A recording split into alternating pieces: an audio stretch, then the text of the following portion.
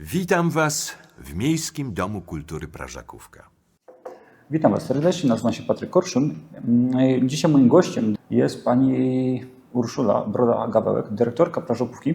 Opowie co nieco o historii Prażakówki, tak jak wino. Im starsze, tym lepsze, ale przede wszystkim będzie mowa o historii, o Prażakówce, ale także o amfiteatrze.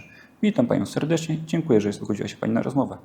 Dzień dobry, bardzo mi miło, dziękuję za zaproszenie.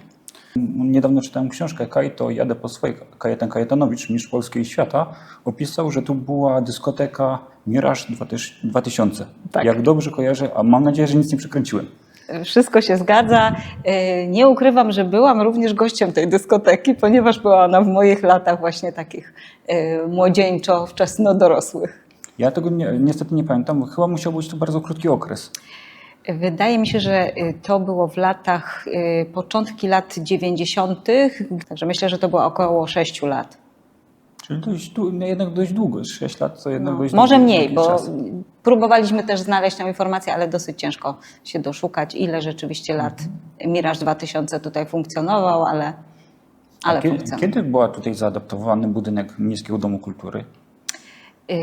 Typowo już przez miasto budynek został przekazany przez Zakładowy Dom Kultury Kuźni Ustroń, który nazywał się Kuźnik na rzecz miasta właśnie w roku 1996 i od 1997 już został przekazany oficjalnie otwarty Dom Kultury, Miejski Dom Kultury Prażakówka. Tak myślę, teraz sala widowiskowa ma sporo miejsc. Ile miejsc mieści ta sala? 300. To jednak sporo. Jak na taką niewielką salę, jednak sporo. Dokładnie. Z tym, że część tych miejsc jest na parterze, część jest na balkonie.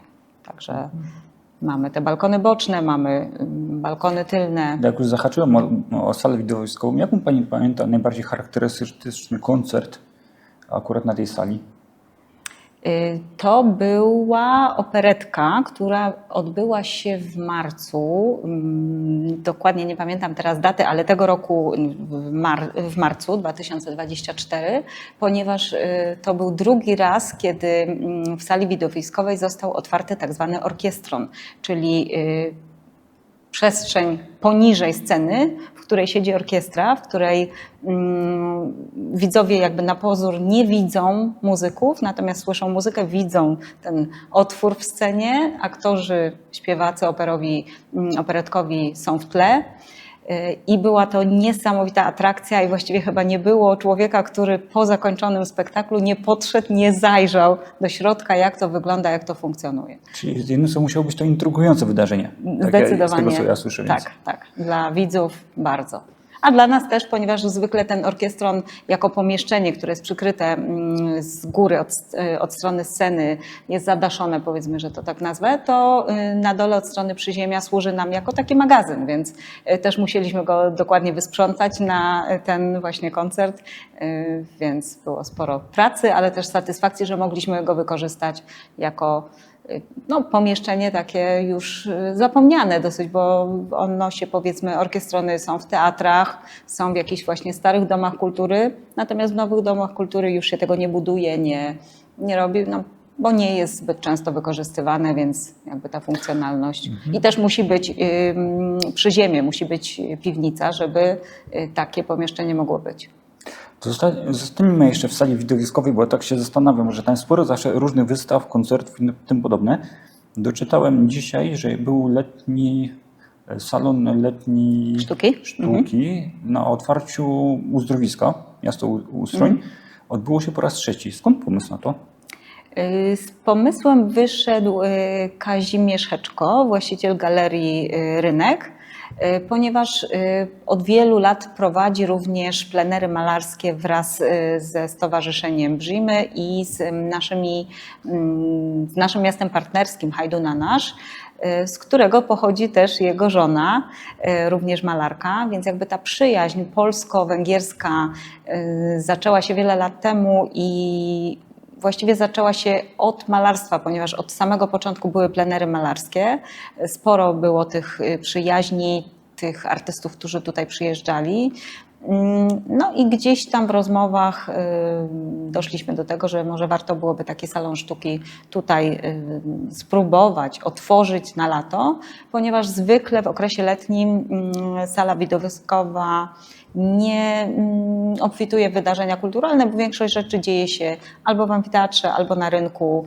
Wychodzimy na zewnątrz do turystów, więc to wykorzystanie sali jest dość niewielkie i stwierdziliśmy, że jest to możliwe, żeby w tym momencie zaproponować coś innego.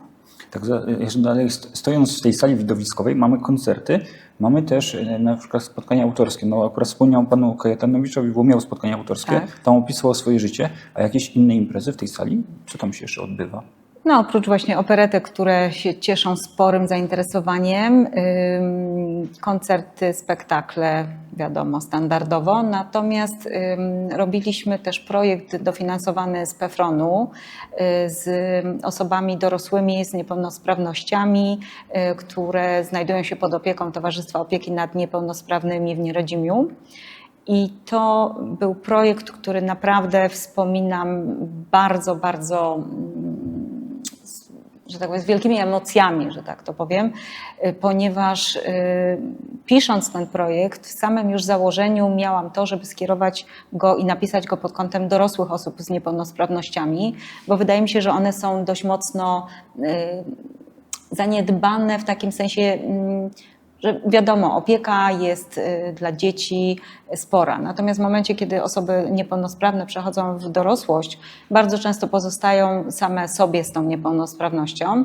Natomiast TON nimi się zajmuje i stąd mieliśmy dostęp, jakby kontakt z nimi i zaproponowaliśmy te warsztaty artystyczne dla osób dorosłych.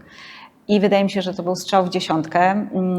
Były to warsztaty, które zaczęły się w listopadzie roku 2022 i kontynuowane były do maja 2023. Zakończyły się przepięknym spektaklem słowno-muzycznym tutaj w sali widowiskowej przy pełnej sali 300 osób. I powiem szczerze, że chyba nie było osoby, która w tym dniu podczas tego spektaklu zatytułowanego Jesteś niepowtarzalny nie uroniła łzy. Łzy wzruszenia, ponieważ właśnie ten spektakl pokazywał to, że osoby z niepełnosprawnościami są takie same jak każda inna osoba. Tak samo czują, tak samo myślą, mają te same emocje i myślę, że każdy, który był na tym spektaklu, właśnie to poczuł.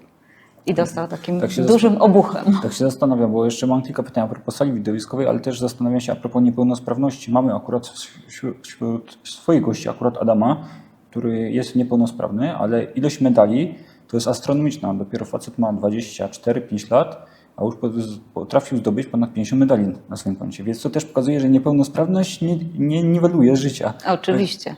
Oczywiście, że tak. I było tu właśnie sporo osób, które to pokazały, że potrafią tworzyć, malują, potrafią śpiewać.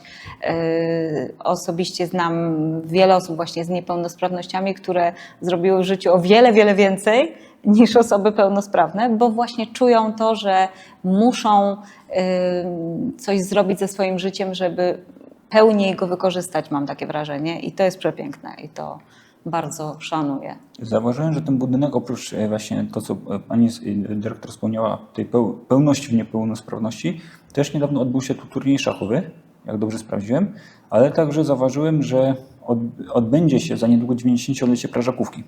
Tak. Ten plakat mnie osobiście przykuł uwagę, bo jest fortepian, który jest nie standardowy sposób namalowany czy wyrysowany. Więc to są dwie rzeczy, które kolejne zapytam się. Pierwsze o szachy zapytam się, skąd pomysł na szachy akurat tutaj w Prażakówce? Tutaj z kolei zwrócił się do nas, właściwie do miasta i do nas, Śląski Związek Szachowy 5 lat temu z takim planem zorganizowania dużego festiwalu szachowego jednoczącego pokolenia, jak też to nazwali, Szachy w Ustroniu łączą pokolenia. Mieli spore wsparcie, wiadomo, od firmy Mokate, której właściciel gra w szachy również, więc był zainteresowany żywo tym, żeby właśnie w Ustroniu ten konkurs się odbył. No i wydaje mi się, że sprawdziła się ta formuła festiwalu. Grają tutaj chyba 4 albo 5 grup w samym Domu Kultury, oprócz tego grają w szkole i tych rozgrywających jest sporo.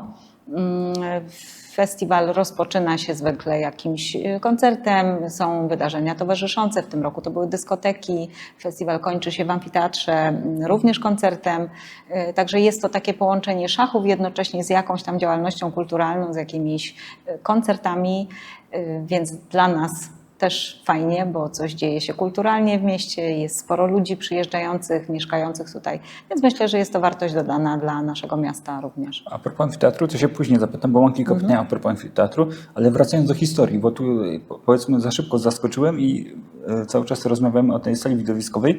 Ja tak się zastanawiałem jeszcze nad jedną rzeczą, którą tu było w budynku, chyba była Cafe Europa, jak dobrze kojarzę. To ja szczerze mówiąc nie pamiętam, ale to prawdopodobnie było w momencie, kiedy został budynek przejęty przez miasto. Być może na dole była wydzierżawione było pomieszczenie na kawiarnię. Jest to możliwe, bo nasz kamerzysta nawet tam grał. Śpiewał znaczy fachowo, Wow. żeby być precyzyjnym. Więc to stąd wiem, że było coś takiego, więc dlatego też dopytuję, czy pani dyrektor coś na ten temat wie. Nie, to tu akurat właśnie informacji nie mam, to bardzo chętnie się dowiem. A są jakieś legendy związane z budynkiem? Czy... Oczywiście, no, jako Jerzy Prażak, o którym może też mam taki, znalazłam bardzo Proszę. ciekawy fragment, więc też może przeczytam potem, jeśli mogę. Natomiast oczywiście cały czas wielu pracowników powtarza, że Jerzy Prażak straszy tutaj wieczorami, że ruszają się dywany, że trzaskają drzwi i okna.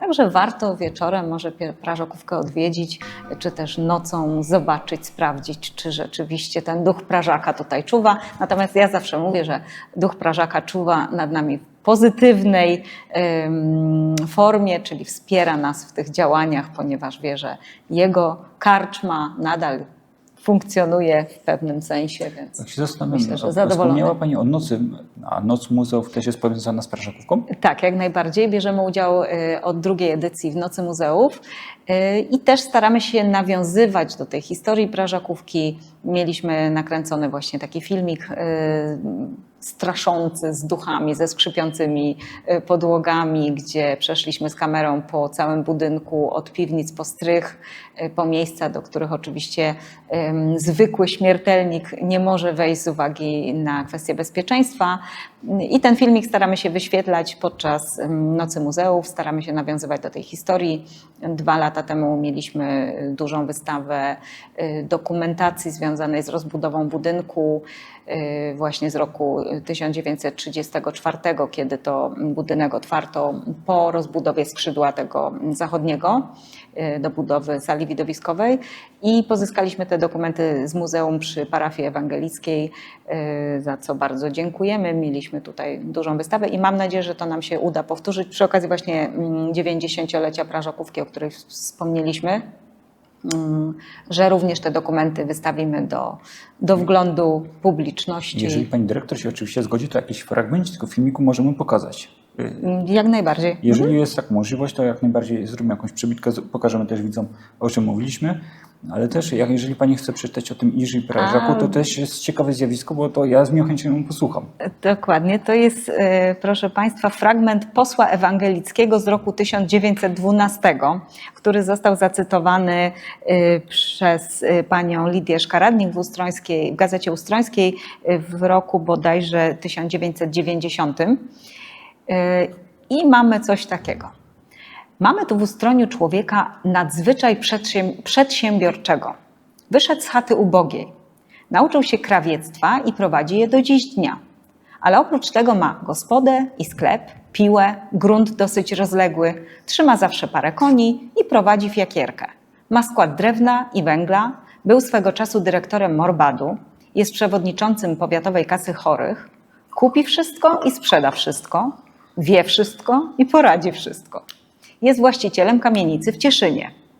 Oprócz ptasiego mleczka nie brakuje mu niczego, jedynie żony, której jednak nie szuka i której się strzeże jak kura deszczu. Mówią tutaj, że nie ma czasu do wyszukania żony, bo jest tak zajęty i że ożeni się dopiero, kiedy osiądzie gdzieś na sutej i bogatej wymowie. Ten nadzwyczajny, przedsiębiorczy obywatel nosi imię czeskie Prażak. W W ostatnich czasach sprowadził do Ustronia nowość, dotychczas rzadką – automobil. Słychać, że otworzy na własną rękę połączenie automobilowe między Ustroniem i Wisłą, Cieszynem i Bielskiem. Życzyć by mu trzeba powodzenia i życzyć by sobie trzeba, aby drogi nasze przyprowadzone były do takiego porządku, aby automobil mógł jeździć. Bo jazda automobilem to zupełnie coś innego niż jazda kolasą. Za 15 minut jest się w Cieszynie, a jedzie się nadzwyczaj wygodnie.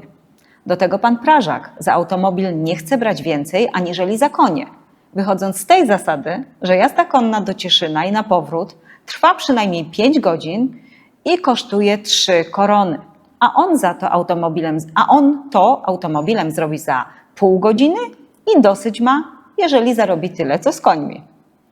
To w każdym razie niezwykła zdolność konkurencyjna i zdrowy i szczęśliwy pomysł. Przedsiębiorczości pana Prażaka można pogratulować, a Wydział Drogowy należy prosić, aby wszystkie nasze drogi jak najszybciej dał zwalcować. Poseł Ewangelicki 1912, numer 37, strona 6. Ja się zastanawiałem, słuchając Pani tekstu, który Pani przeczytała, zastanawiam się, czy też nie ma takiej imprezy, która się czyta dzieciom jakiejś w Prażakówce. Tak głośno myślę, bo Pani ma niesamowity głos do tego, więc dlatego dopytuję. Miasto organizuje tak zwane narodowe czytanie, natomiast ja od dłuższego czasu o tym myślę, żeby ewentualnie właśnie przeprowadzić czy albo jakieś takie czytanie dzieciom, bo bardzo to lubię robić w ogóle, albo jakieś takie warsztaty czy zajęcia mini aktorskie, recytatorskie, żeby to wykorzystać w Prażakówce, bo myślę, że znalazłyby się też chętne dzieci do takiej pracy z językiem. Bo wydaje mi się, że to ma też spore znaczenie, żeby gdzieś ta nasza mowa była odpowiednio używana, ten właśnie i praca nad dykcją, praca nad wypowiedzią. Myślę, że gdzieś tam są szanse. Ciekawe zdanie powiedziała, że właśnie praca nad dykcją, pani dyrektor, i mowa aparatu gębowego, można tak to nazwać, że to jednak faktycznie nie ma jakby zajęć w szkole, ale warto było popracować nad tym. Ja jako prowadzący wiem, że niestety ja muszę popracować przed każdą naszą rozmową, czy tu przed panią dyrektor, czy przed innymi rozmowami. Ja muszę wykonywać takie ćwiczenia.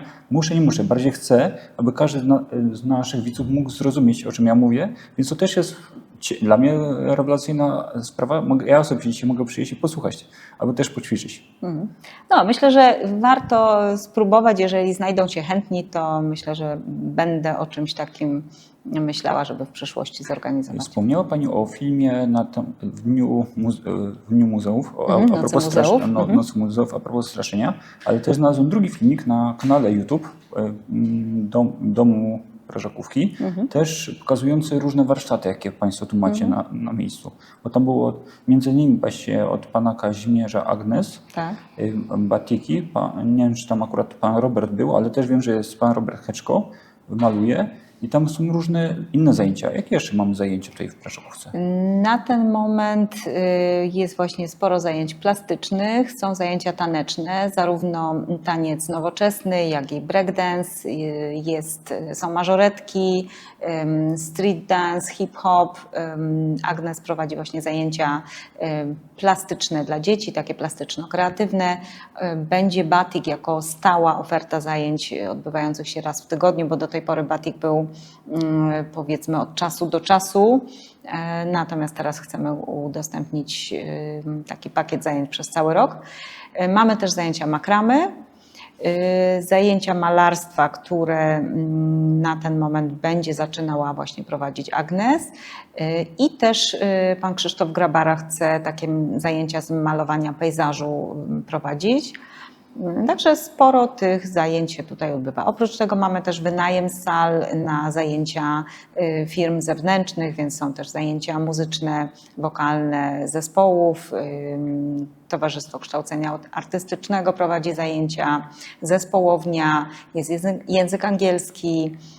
Także sporo różnych Czyli rzeczy w repertuar ofercie jest. szeroki. Jest szeroko. Tak. Nad makramą się zastanawiam, bo nie każdy z widzów może wiedzieć, o co to chodzi, jakby pani dyrektor wspomniała. Makrama, czyli zaplatanie sznurka w postaci, powstają z tego albo płaskie jakieś takie kilimy, albo mogą to być breloczki do kluczy, mogą to być koszyki na kwiaty, bardzo różne rzeczy pani już tu tworzą. Chyba 3. albo 4. rok te zajęcia się odbywają i są to panie dorosłe. Także być może dzieci by też się zainteresowały na ten moment. I tu moje kolejne dorośli. pytanie, czy mamy jakieś ograniczenia wiekowe, czy wszyscy mogą przyjść, jak to jest? Nie, zasadniczo każdy może przyjść. Właśnie do tej grupy dorosłych dołączyła w tym roku 16-latka i bardzo dobrze się tam czuje i panie ją przyjęły z otwartym sercem, że tak powiem. Także widać, że też jest zainteresowanie ze strony dzieci. Staramy się tą makramę też pokazać podczas Nocy Muzeów. Wtedy są zajęcia otwarte, kiedy przychodzą rodzice z dziećmi i dzieciaki właśnie mogą sobie zrobić takie breloczki do kluczy, czy tam aniołki, takie mniejsze rzeczy, które da się zrobić w ciągu godziny, powiedzmy. I w miarę się to sprawdza, więc być może jak nam się pojawi zainteresowanie, parę dzieci chętnych się znajdzie, to taka grupa zajęciowa dla dzieci też może powstać. Tak się zastanawiam. Odniosę się też do Nocy Muzeów, bo w tym roku po raz pierwszy mój debiut był. Akurat też wypuściłem przy pracy magisterskiej grę planszową Zbuduj Imperium, ale w Nocy Planszówek na koniec mieliśmy Noc Planszówek w Karczmie Wrzos. No i faktycznie było zainteresowanie tymi planszówkami, ale też się zwróciliśmy do pani dyrektor, czy można było tu stworzyć jakąś grupę planszówek i powstała planszówkowa koszykówka. Tak. Mhm. A czy pani dyrektor gra w planszówki? Gram w planszówki. Ostatnio, nie ukrywam, niezbyt często, ale gramy rodzinnie, kiedy się zdarzy okazja, czy najczęściej przy okazji świąt się spotykamy, to wtedy gramy z dziećmi, dorosłymi dziećmi, ale gramy. To była taka trochę odskocznia od kolejnego mojego pytania. Oprócz tych projektów, że mamy wystawy, mamy koncerty, mamy grupy, jakieś jeszcze inne projekty tworzy Miejski Dom Kultury? Myślę, pewnie tak. Teraz czego nie wymieniłam, bo sporo rzeczy tutaj było powiedzianych. Warsztaty dla dzieci, dla młodzieży, Noc Muzeów, tak to mówiliśmy. Stałe imprezy, które są w naszym repertuarze, że tak powiem, od lat, które zapoczątkowała moja poprzedniczka, czyli Barbara Żmijewska-Nawrotek, to były są właściwie ustrońskie spotkania teatralne, czy ustrońska jesień muzyczna i to są cykle, które cieszą się ogromnym zainteresowaniem i właściwie nie mamy już teraz problemu, tak jak wspominałyśmy ostatnio początki na przykład ustrońskich spotkań teatralnych, to był problem, żeby sprzedać kilkanaście czy kilkadziesiąt biletów na te spotkania teatralne. Nigdy ta sala nie była pełna przy tych pierwszych spotkaniach, natomiast w tej chwili właściwie nie ma problemu, sprzedaje się pomiędzy 200 a 300 biletów zawsze, czyli to zainteresowanie jest duże i ludzie wracają, wiedzą, że to jest, że zawsze w marcu są to 3-4 spektakle w ramach tych spotkań. Staramy się zapraszać jakieś tak zwane nazwiska, żeby to byli znani aktorzy, żeby ta wielka sztuka przez duże S do Ustronia przyjechała ze znanych teatrów, czy z Krakowa, czy z Warszawy. No i myślę, że jest to atrakcyjna oferta. Natomiast właśnie jesienią, to jest Ustrońska Jesień Muzyczna, też staramy się, żeby ten wachlarz koncertów był różnorodny, dla każdego coś dobrego. W tym roku nie ukrywam, że wchodzimy z nową pozycją, nowym pomysłem. Mianowicie zaprosiliśmy pana, który gra bluesa. I to jest, pan wyrusza ze Stanów Zjednoczonych w trasę koncertową po Europie i jest to jedyny koncert w Polsce, który zagra i zagra go właśnie w Ustroniu. Jest to Clarence Spady z zespołem i na ten koncert zapraszam na 28 września do Prażakówki. Kurczę, to ja też zapraszam. Mam nadzieję, że się uda mi połączyć wszystkie elementy kludzkie, jak to nazywam, że też będę mógł przyjechać na ten koncert, ale też się tak zastanawiam pod kątem technicznym. Jak to wygląda, ile na przykład elementów trzeba połączyć, żeby taki koncert powstał? Bo my widzimy już gotowy produkt, czyli już osobę, która na przykład gra, śpiewa lub tam tańczy, A ile elementów trzeba przed tym jednak, żeby to się złożyło, ile tych elementów potrzeba w ten sposób? Może? Sporo. Logistycznie każdy taki koncert to jest spore przedsięwzięcie i to jest to, o czym ja też często mówię na koncertach, spektaklach. Dziękuję pracownikom Prażakówki, bo bez każdego tego klocka, o którym mówimy, nie dałoby się spiąć żadnego projektu, bo to jest począwszy od sprzątania obiektu. Wiadomo, że trzeba posprzątać scenę, garderoby, widownię, trzeba przygotować krzesła. W tym roku zakupiliśmy takie koszulki, że tak to nazwę, na krzesła, które zakłada się z numeracją rzędu. Bardzo wyraźnie widać, które to miejsce, bo często był problem ze znalezieniem rzędu, zwłaszcza w ciemności. W tej chwili jest to bardzo doskonale widoczne z daleka, kto gdzie ma które miejsce, więc to trzeba też przygotować, ustawić te rzędy, umyć podłogę. Oczywiście trzeba przygotować catering, jakiś poczęstunek, kawkę, herbatę, wodę dla artysty. Tak? Trzeba garderoby przygotować, trzeba ustalić kwestie nagłośnienia, oświetlenia, całej tej realizacji oprawy koncertu. Trzeba ten koncert sprzedać, czyli ktoś musi przygotować bilety, ktoś musi obsłużyć sprzedaż tych biletów w kasie, ktoś musi potem je sprawdzić przy wejściu, ktoś realizuje dźwiękowo i oświetleniowo wydarzenie, trzeba wydarzenie zapowiedzieć, no i potem w drugą stronę, czyli to wszystko posprzątać po imprezie, więc naprawdę logistycznie każdy taki koncert to jest sporo pracy.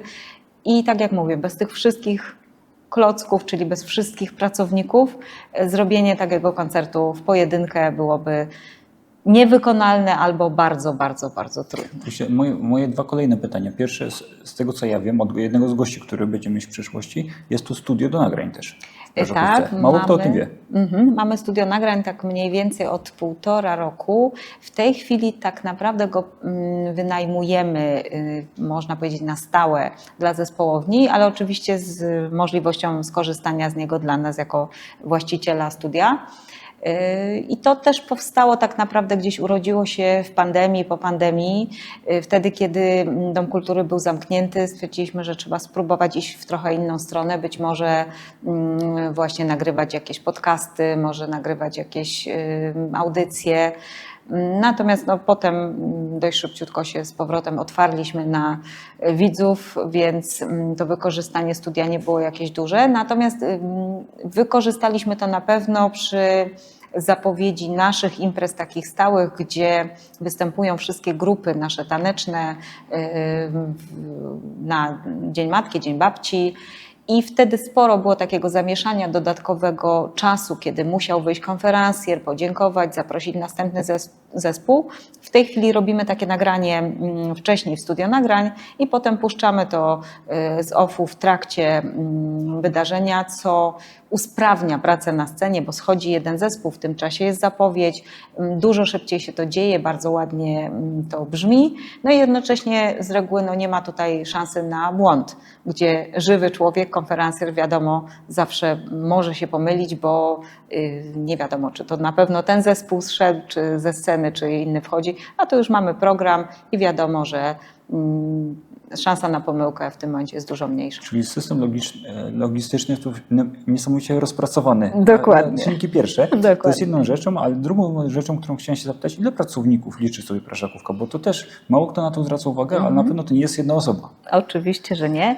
Na ten moment jest to 10 pracowników plus jeden pracownik, który jest oddelegowany z Urzędu Miasta do pomocy i jeden pan, który jest na emeryturze, ale jeszcze ciągle nam pomaga sercem. Jest tu z nami i głównie właśnie zajmuje się amfiteatrem, to jest na jego barkach.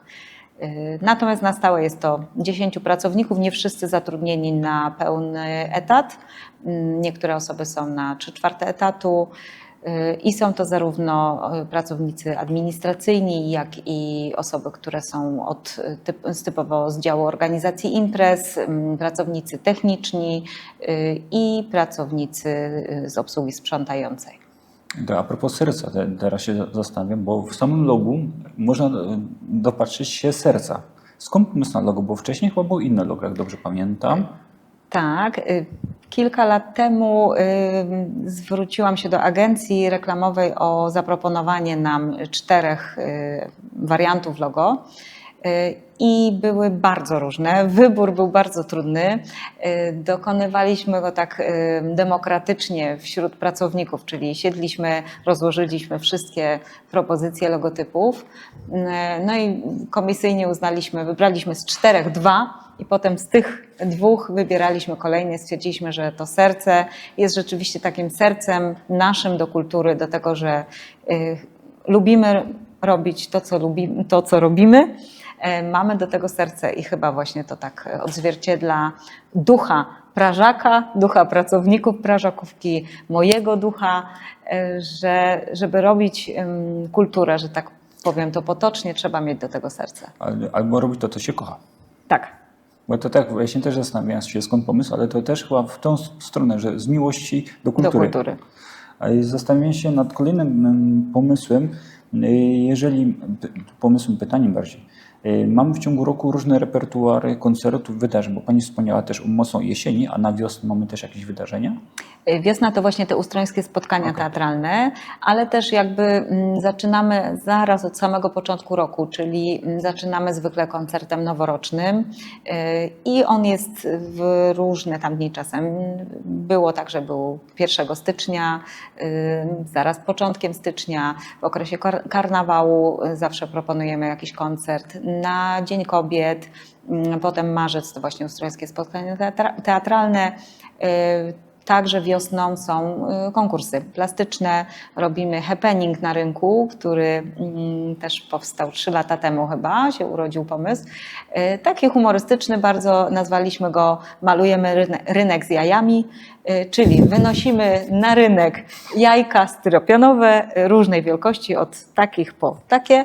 Zapraszamy dzieciaki ze szkoły, z przedszkola, z przedszkoli ustrońskich i przychodzą, każdy właściwie może przyjść w tym dniu, zwykle robimy to w Wielki Czwartek. Malujemy te styropianowe jajka, a potem nimi dekorujemy cały rynek, zarówno scenę, jak i barierki otaczające rynek, jak i wieszamy przestrzenne te pomalowane jajka wielkanocne, powiedzmy, na drzewach przy scenie.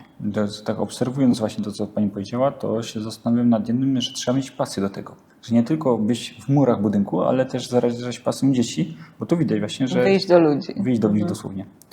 Czasem jest trudno, bo czasem warunki atmosferyczne nie sprzyjają, więc są momenty, kiedy rzeczywiście stoimy na rynku i marzniemy, rzeczywiście jest mróz czy coś takiego, ale mówię, to też jest wtedy no, jakaś tam atrakcja, że tak powiem, jest sporo śmiechu. Kupujemy wtedy posiłek regeneracyjny w postaci zupy ciepłej i jakoś przetrwamy. Jak się zastanawiam nad kolejnym pytaniem, bo oprócz tego, że jest Prażakówka, to też jako Pani, jako dyrektorka jesteście właścicielami amfiteatru. Zarządzamy. W parku kuracyjnym.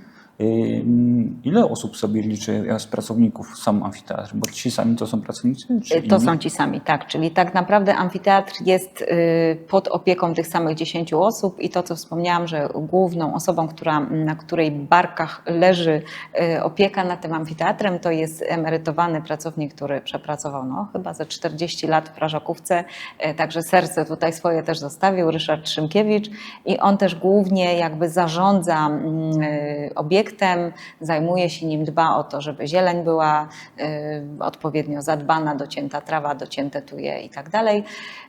No a technicznie i organizacyjnie potem pracownicy Prażakówki przenoszą się na czas lata i przygotowują imprezy tam. Czyli sprzątanie amfiteatru jednocześnie ze sprzątaniem tu, organizacja imprez tutaj, na rynku i w amfiteatrze, także jest tego sporo.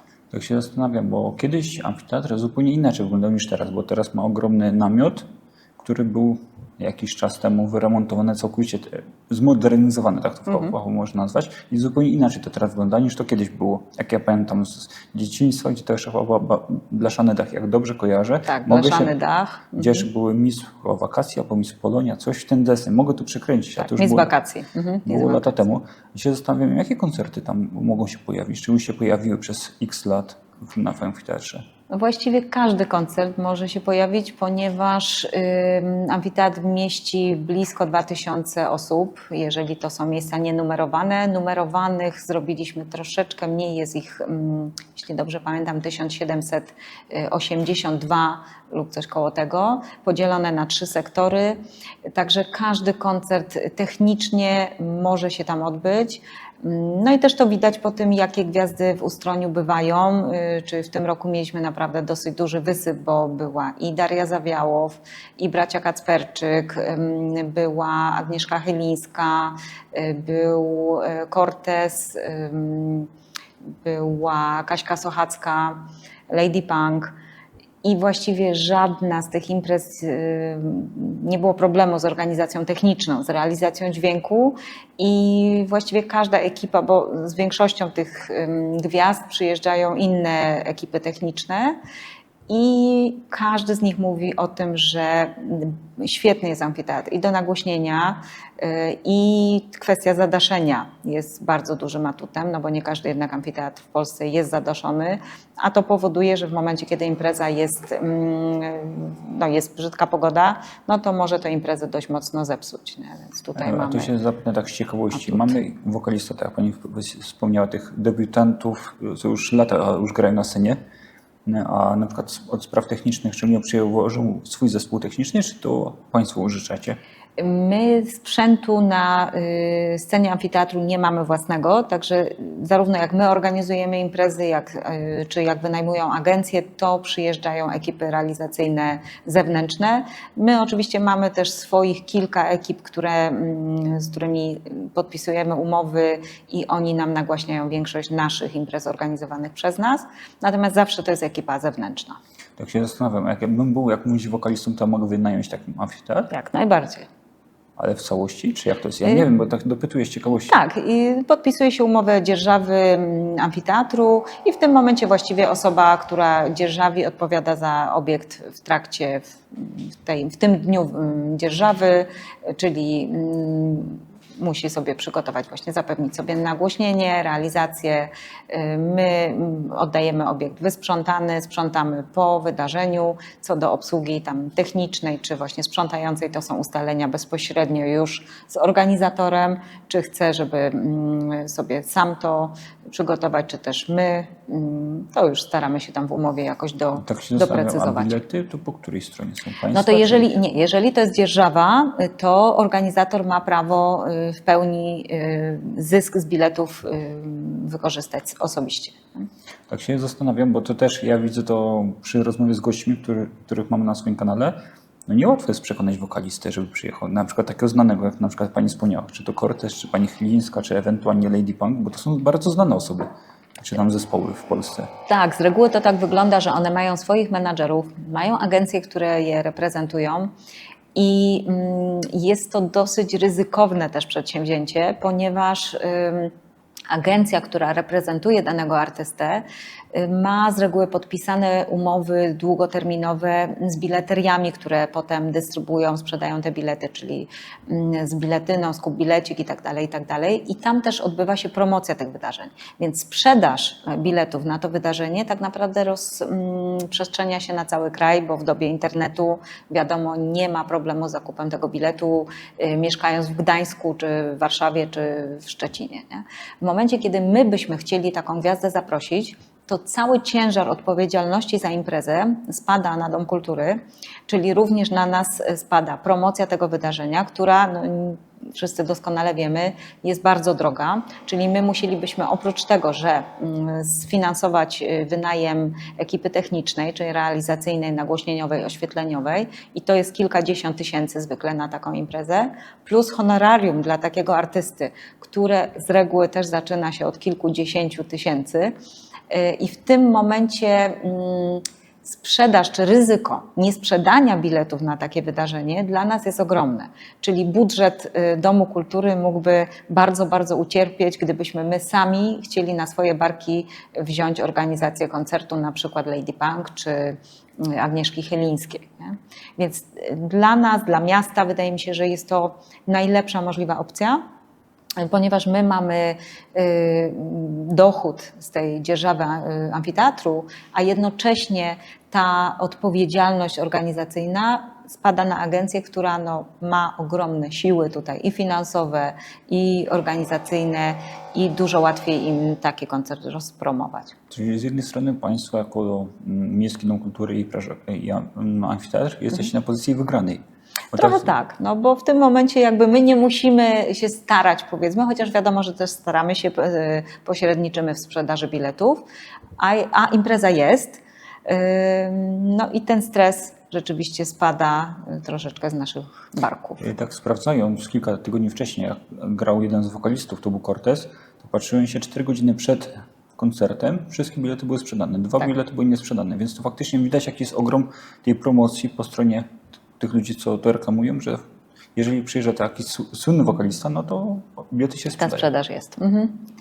Myśmy tak w tej chwili mieli, powiedzmy, współorganizację koncertu Darii Zawiałow, no to rzeczywiście ta sprzedaż też była dużo łatwiejsza, ponieważ wspierała nas tu w organizacji agencja, nie? Więc było nam łatwiej. Natomiast sami robiliśmy koncert braci Kacperczyk, którzy wiosną sprzedali się świetnie w Bielsku. Byliśmy przekonani, że nie będzie problemu ze sprzedażą tych biletów u nas, a no nie było zbyt różowo, także było sporo stresu przy sprzedaży tych biletów, czyli widać, że ta promocja, która z naszej strony też wydaliśmy pieniądze na to, żeby tą promocję zrobić w mediach społecznościowych, była w radiu, a jednocześnie nie przełożyło się to na tak dużą sprzedaż biletów, jakiej byśmy oczekiwali. Tak się zastanawiam, tu powiem tak, że oczywiście tu nie będziemy robić reklamy, ale tak się zastanawiam, była jakaś gwiazda, do której nie doszło do koncertu z jakichś powodów?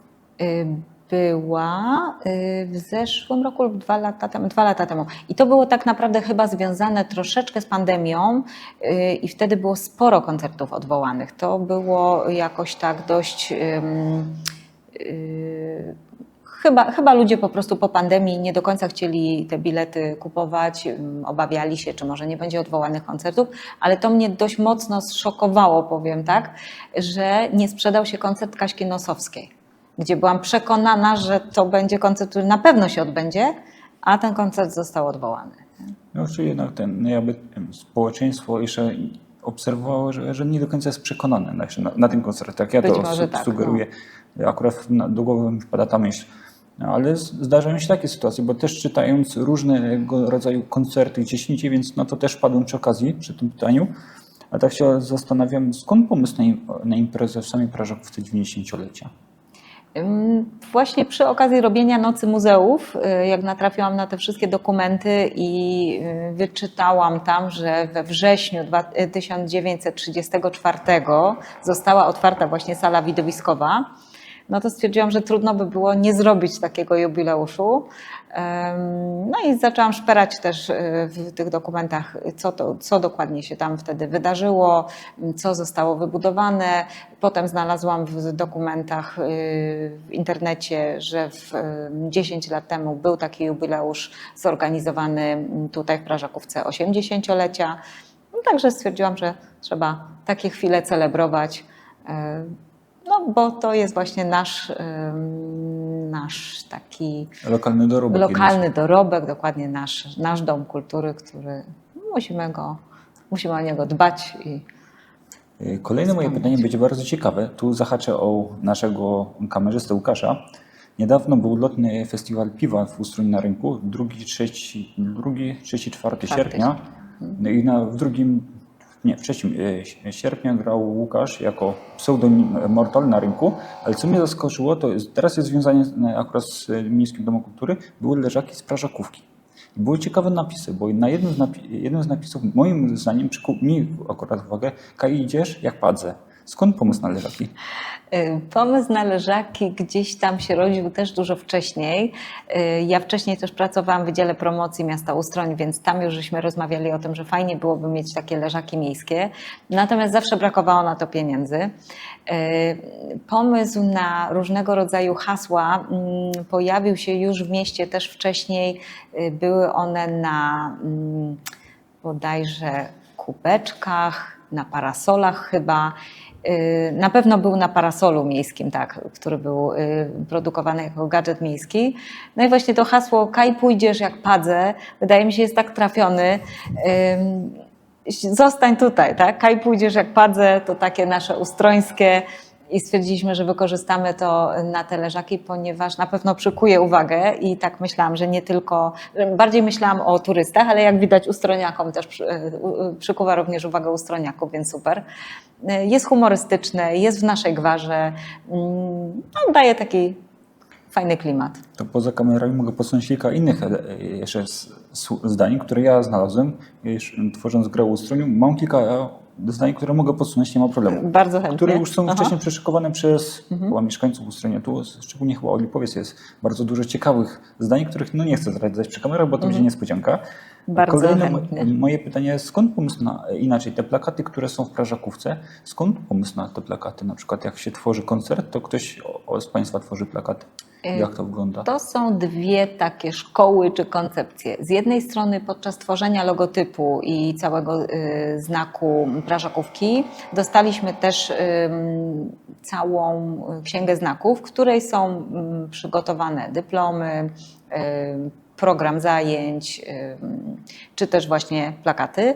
I to jest taki wzór, na bazie którego jesteśmy w stanie zbudować każdy inny plakat, czy każdy dowolny plakat z wykorzystaniem piktogramów, z wykorzystaniem określonych pól wyznaczonych na wpisanie daty, godziny, miejsca, wrzucenie właśnie tej połowy naszego serduszka na plakat z jednej strony, z drugiej strony. I na bazie takiego wzoru bardzo fajnie się pracuje, bo to się bardzo szybko robi w tym momencie, bo tylko zmienia się tak naprawdę treść i jakiś tam materiał wizualny, w zależności od tego, czy jest to koncert, czy jest to spektakl, czy są to zajęcia dla dzieci. I tak też powstał na przykład tak z takich świeżych projektów projekt planszówkowa Prażakówka, bo to też tak urodziło się, że zwróciliście się do nas z pytaniem właśnie, czy można takie gry planszowe tutaj grać sobie i stwierdziliśmy, że to jest super pomysł na to, żeby organizator takiego wydarzenia nie musiał płacić za salę, bo wydarzenie jest jak najbardziej kulturalne. Jeżeli to połączymy tu siły jako Prażakówka, no to w tym momencie sala jest dostępna dla każdego, tak? Nazwiemy to planszówkowa Prażakówka, każdy może przyjść, pograć sobie w gry. Plakat jest przygotowany w kilka minut. Jest mocno związany też z Prażakówką. Jak może damy w przebitce, pokażemy dlaczego taki, a nie inny plakat był, ale też co ja zauważyłem, że bardzo mocno, ja to niedawno powiedziałem też w wywiadzie w Gazecie Ustrońskiej, że granie w gry planszowe bardzo uatrakcyjnia myślenie. Jeżeli bardzo często gramy, to nasze myślenie jednak cały czas się rozwija. Bardziej kreatywne.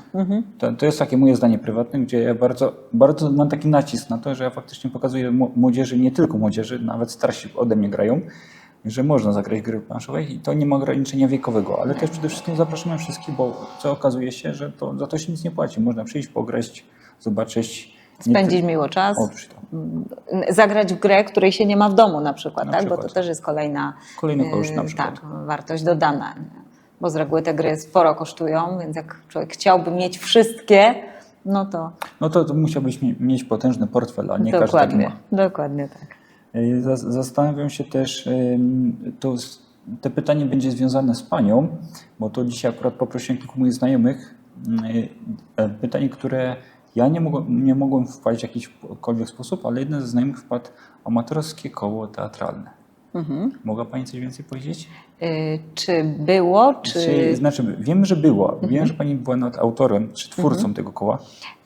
Tak, to znaczy projekt też się tak urodził znowu dzięki projektowi międzynarodowemu, ponieważ zwrócił się do nas właściwie nawet nie Dom Kultury, Stowarzyszenie Kulturalne z Hajdu na Nasz, które napisało projekt i szukało partnera z zagranicy do takiego projektu na współtworzenie scenariusza, czy też jakiejś sztuki teatralnej, która byłaby tworzona zarówno w Polsce, jak i na Węgrzech i potem te grupy teatralne miały się wymienić. Więc ja z racji tego, że też od zawsze byłam zainteresowana teatrem, grą aktorską i tak dalej, więc pomyślałam, że bardzo chętnie bym w to weszła i szukaliśmy, zrobiłam taki research, czy ktoś się znajdzie chętny z dorosłych osób w Ustroniu i okolicach. No i znalazło się paru chętnych i podpisaliśmy tę umowę z Hajdu na nasz stowarzyszeniem na realizację projektu międzynarodowego. Natomiast tam oczywiście znowu nas dopadła pandemia i nie do końca ten projekt był zrealizowany w takiej koncepcji, jakiej miał być, bo miał to być ten sam scenariusz, który miał być zagrany, stworzony po polsku i po węgiersku, zagrany tu i tu. I mieliśmy wzajemnie go jakby zagrać u siebie. Natomiast pandemia na to nie pozwoliła, więc wtedy troszeczkę ten projekt zmodyfikowaliśmy. Oni stworzyli swój projekt, swój spektakl, my swój. Natomiast potem jedna i druga grupa teatralna pojechała obejrzeć spektakl partnera do Hajdu na nasz. Tamci aktorzy przyjechali tutaj obejrzeć nasz spektakl. No i też to był bardzo ciekawy wycinek życia. Nie ukrywam, że tęsknię za tym i myślimy o tym, żeby ewentualnie albo reaktywować przynajmniej ten spektakl i zagrać go jeszcze w jakichś zaprzyjaźnionych domach kultury. Lub też były ostatnio rozmowy na temat tego, aby stworzyć, ponieważ tytuł spektaklu był Ławka, więc myślimy o spektaklu Ławka 2. To jest ciekawe zjawisko, bo chciałem też zapytać o kolejne cele, projekty samej Domu Kultury na przyszłość. Jakie to będą projekty? Bo wspomniała już Pani o jednym, nawet dwóch, o Ławce. Jeszcze był wcześniej jeden projekt, jak dobrze kojarzę. Czy jakieś jeszcze inne projekty będą realizowane? No właściwie cały czas gdzieś jest ta burza mózgów i rodzą się nowe rzeczy. I one się rodzą tak na bieżąco. Jeżeli nie są zbyt kosztowne, to wdrażamy je w życie czasami tak z dnia na dzień. Takim projektem, który się pojawił, jak się śmieje, przy przysłowiowej kawie, to po naszych warsztatach wprowadziliśmy coś takiego jak warsztaty przy kawie. I były to warsztaty od razu celowane w stronę osób dorosłych i całkiem dobrze się sprawdziły. Z reguły na tych warsztatach założenie nasze było takie, żeby było minimum 10 osób. Z reguły ilość osób to jest około 15. I to są warsztaty, które odbywają się raz w miesiącu, po południu, około godziny 18. I jest to albo na przykład tworzenie batiku właśnie w jednym miesiącu, w kolejnym jest to tworzenie czekolad, gdzie od zera uczestnik warsztatów tworzy własną czekoladę z dodatkami, zalewa w formie i zabiera sobie do domu. Tworzenie mydeł, tworzenie wianków świątecznych, dekoracja pierników, co tam jeszcze mieliśmy? Tworzenie jakichś rzeczy było, herbatek z zielin. Także bardzo, bardzo różne rzeczy się tutaj działy i ten cykl kontynuujemy od września znowu. Potem pojawił się znowu przy tej okazji temat, że może byśmy zrobili jakieś takie warsztaty, takie rodzaj animacji dla dzieci. Więc pojawiło nam się coś, co w skrócie się nazywa Dno, ale nie jest dnem. Jest to Dom Niezwykłych Opowieści. I są to takie gawędy, spektakle dla dzieci z rodzicami najczęściej, bo są to legendy naszego regionu, zarówno o trudnych tematach, jakimi jest śmierć na przykład i teoria śmierci, historia śmierci w legendzie, to takie coś mieliśmy. O utopcach było czym jeszcze? No generalnie bardzo, bardzo dużo tych, już teraz nie pamiętam wszystkich poszczególnych tytułów, ale tych spektakli dla dzieciaków było sporo. Potem do tego nam się dotworzyły ASP, czyli artystyczne spotkania pokoleń i to są znowu warsztaty twórcze stricte dla rodzica z dzieckiem, czy też dziadka, babci z dzieckiem, opiekuna. I to się odbywa tutaj w tej sali, gdzie robimy długi, długi stół. Jest animator, który pomaga stworzyć jakiś tam projekt, jakieś były to tworzenie jakichś zabawek na przykład, szycie wspólne. I takie warsztaty też są raz w miesiącu popołudniami, tak żeby rodzic był już po pracy i mógł przyjść z własnym dzieckiem wspólnie coś zrobić. Także było tu też sporo różnego typu warsztatów tego typu i różnych przygód. Były dzieci poparzone klejem na gorąco na przykład. Takie rzeczy nam się zdarzyły, bo podbieg jak tata próbował przykleić coś tam do jakiejś tam do wianka chyba, więc takie nam się zdarzyło. Ale nie było tragedii, także chwila łez, plasterek uleczył, więc wszystko było dobrze. Także coś się dzieje. Nie tak obserwując to, co pani dyrektor powiedziała, to bardzo dużo jest w tym pasji, bo ja pamiętam na studiach też mieliśmy zajęcia z utopcami, to ten temat pierwszy raz słyszałem i faktycznie gdzieś to się powiela w naszej kulturze. Tylko akurat ja jakoś wcześniej o tym nie słyszałem, więc to też pokazuje jakby inną stronę historii. Jak najbardziej. Tak się jeszcze tak zastanawiając nad planami mamy, o parku kuracyjnym powiedziałem, o wydarzeniach. Tu też może z ciekawości zapytam, jaką książkę by pani poleciła osobie, inaczej, jaką książkę, jakąkolwiek by pani poleciła osobie, która jest zainteresowana na jakimkolwiek tytułem, który by pani poleciła? Tu jest totalna dowolność. Ojej, to Wiem, ja mam zaskoczyłem. tyle, dokładnie, bardzo trudne pytanie, bo mam bardzo wiele ulubionych pozycji. Jedną z takich topowych chyba jest Cień wiatru, którą bym z pewnością poleciła do przeczytania. A tak kulturalnie i nawiązując do regionu, to uważam, że warto mieć na swojej półce książkę, do której nie ukrywam, również robiłam tłumaczenie tekstu na angielski. To jest historia Ustronia pocztówką i fotografią pisana. Przepiękny album ze wszystkimi starymi zdjęciami Ustronia, zebranymi od wielu tutaj naszych lokalnych kolekcjonerów właśnie takich pocztówek. I to jest pozycja, którą jak nie wiem, co kupić komuś na prezent, to właśnie kupuję tą książkę i No to wydaje mi mnie się, pani że... wydała poniekąd, bo ja na swoim stole w domu, akurat ta książka już od pół roku leży cały czas na stole i cały czas zastanawiam się, który z tych elementów, obiektów włączyć do gry planszowej. Więc to jest... Trudne pytanie. Właśnie, trudne pytanie zadałem, no ale niechcący trafiliśmy w dziesiątkę, jak widać. Jeszcze się zastanawiam nad dwoma pytaniami. Mamy młodą osobę, która jest ambitna i chce stworzyć jakąś imprezę masową. No wiadomo, nie na taką skalę jak Dom Kultury, ale na jakąś większą ilość osób. Jaką wskazówkę pani by dała? To znaczy tak, trzeba też mieć świadomość, co oznacza rzeczywiście impreza masowa i to bym na pewno, organizację imprezy masowej na pewno bym odradzała osobie kompletnie nieprzygotowanej do tego.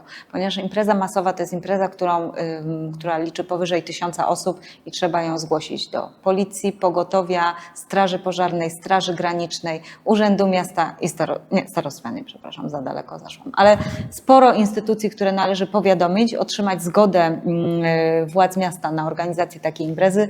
Zabezpieczenie takiej imprezy to są ogromne koszty, bo tam jest mnóstwo ochrony, musi być policja, musi być straż pożarna, pogotowie, także to odradzam. Natomiast zorganizowanie imprezy jako tako kulturalnej nie jest jakimś strasznym przedsięwzięciem, jeżeli tylko ktoś ma pomysł na imprezę, to naprawdę da się to zrobić jakimś takim niewielkim kosztem, no chyba że jest to jakaś duża gwiazda, ale jeżeli ktoś ma zespół, który chciałby wystąpić, to naprawdę da się to zrobić niewielkim kosztem, czasami znalezienie. My możemy na przykład jako Dom Kultury wspomóc, jeśli chodzi o nagłośnienie, bo dla niewielkiego zespołu jesteśmy w stanie nasz sprzęt wykorzystać. Mamy troszeczkę takiego sprzętu, który jesteśmy w stanie wykorzystać na imprezach plenerowych i możemy go czy wypożyczyć, czy użyczyć, w zależności od tego, jak to będzie funkcjonowało. No i to, co mówiłam wcześniej, no kwestia przygotowania jakiegoś tam, jeżeli to jest w sali, no to przygotowania sali, czy wynajmu tej sali i wtedy ona jest przygotowana już, przygotowania ekipy, która nagłośni, naświetli, zapłacenia zespołu, czy też jak ktoś ma własny zespół, no to w tym momencie ile jest w stanie zagrać koncertu za darmo na przykład, nie? Wtedy bez kosztów, czy tam niewielkim kosztem jest w stanie taką imprezę zrobić. A my, jako Dom Kultury, jeżeli ktoś chciałby zorganizować imprezę, to jesteśmy w stanie sporo pomóc. Ja się jeszcze nad jednym pytaniem zastanawiam, bo z tego, co zrozumiałem, to imprezy w Domu Kultury są przez cały rok. A jak to jest z amfiteatrem? W amfiteatrze tak naprawdę zaczynamy zwykle początkiem czerwca i to jest bardzo duża impreza, którą robimy od lat.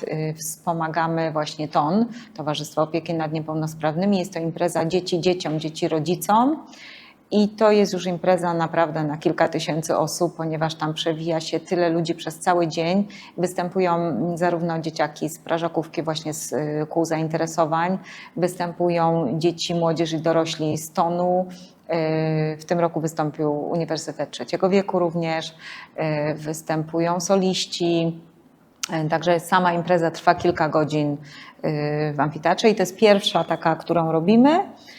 Potem to już są często właśnie dzierżawa amfiteatru przez agencję, potem jest otwarcie sezonu, które my organizujemy, spektakle plenerowe, operetki, koncerty, spektakle dla dzieci i kończymy zwykle końcem sierpnia. Od ubiegłego roku Karczma Wrzos organizuje galę Disco Polo i to się dzieje we wrześniu zwykle. I to właściwie jest impreza taka, która zamyka sezon amfiteatralny, że tak powiem. I wtedy zamykamy amfiteatr, sprzątamy go na zimę i czeka sobie do wiosny na kolejne sprzątanie i kolejne imprezy. Czyli jednym słowem tak idzie w taki sen zimowy. Trochę tak, jak ten miś. Jak ten miś. A propos właśnie sytuacji humorystycznych, zdarzały się takie? Przy okazji imprez, no na pewno. Jakikolwiek imprez. Na pewno mnóstwo, ale czy teraz sobie coś przypomnę takiego? No to co chwilę coś się dzieje, pewnie niektóre nawet niecenzuralne, jakieś, ja się śmieję, że tak naprawdę nauczyć się niecenzuralnych wyrazów to można w kulturze, bo tu się dzieje tak bardzo dużo i tak bardzo szybko, że czasami motyla noga nie wystarcza jako przekleństwo, jak się dzieje, jak się sypie, jak są jakieś problemy. To tak humorystycznie, że bardzo często tak jest i to wiele osób powtarza, że ludzie kultury najwięcej przeklinają. Smutne, ale prawdziwe. No, ale myślę, co nam się ostatnio wydarzyło.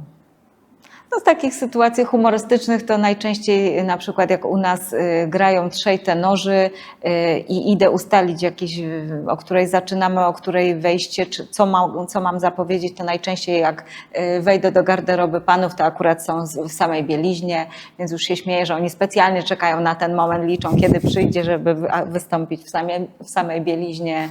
Z takich ciekawostek. Czy często na przykład właśnie zaskoczą ze sceny, nie wiem, w momencie, kiedy zapowiadamy jakąś imprezę, czy